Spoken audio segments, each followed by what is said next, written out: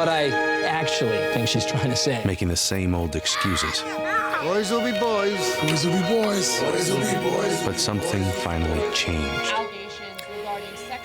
So you may have a conversation about this ad in your workplace or among your friends today. It's certainly getting a lot of attention online. It's an ad from Gillette, just out, not selling razors, but talking about what is now called toxic masculinity and encouraging men to embrace the principles of the Me Too movement. So yes, there is praise for the message, but boy, there's a lot of anger from people who would like to have Gillette stick to selling razors. So Scott and Michael are here.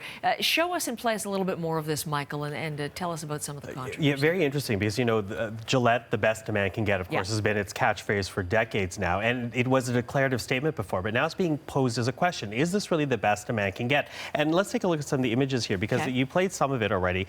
But in showing some of the images of how traditional masculinity has been defined, well, in this ad, really made for the internet, because it runs over a minute, it really looks at the attitudes that men have grown up with that perhaps leads to more toxic masculinity, sexism, turning a blind eye to harassment, turning a blind eye to children's violence, particularly to boys. Well, now comes this ad saying, perhaps this isn't the best a man can get. Maybe there's another level. Take a look at what Gillette is suggesting.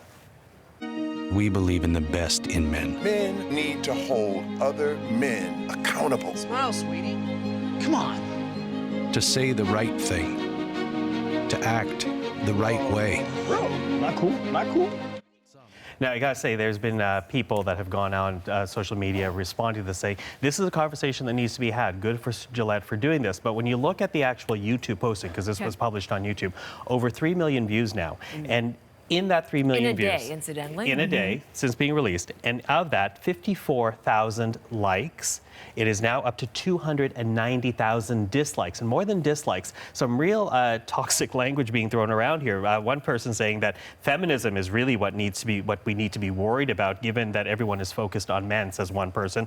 They say that this ad is not an ad, that it's blatant left-wing propaganda, has nothing to do with razor blades. And another person suggesting, well, it's time to boycott Gillette, not just Gillette, but the parent company Procter & Gamble, for even suggesting that there's something wrong with men and why are men being attacked. That's the kind of tone that this commercial has struck online, with people, a lot of people condemning it. Isn't that interesting? It harkens back to the last time we had that kind of response, which can only be the Nike ad with Colin Kaepernick. Again, a long-form kind of a piece that got a lot of conversation. But what do we know in terms of, you know, what kind of effect on the company this kind of response can have? Well, the short answer for Nike, it was a positive effect here. And the way that Gillette is going at what is at the heart of masculinity is very similar to what Nike did as far as what is the heart of patriotism. And is it about speaking out? Very controversial. And if anybody needs a refresher, take a look at this Nike ad by Colin Kaepernick directly saying, believe in something, even if it means sacrificing everything.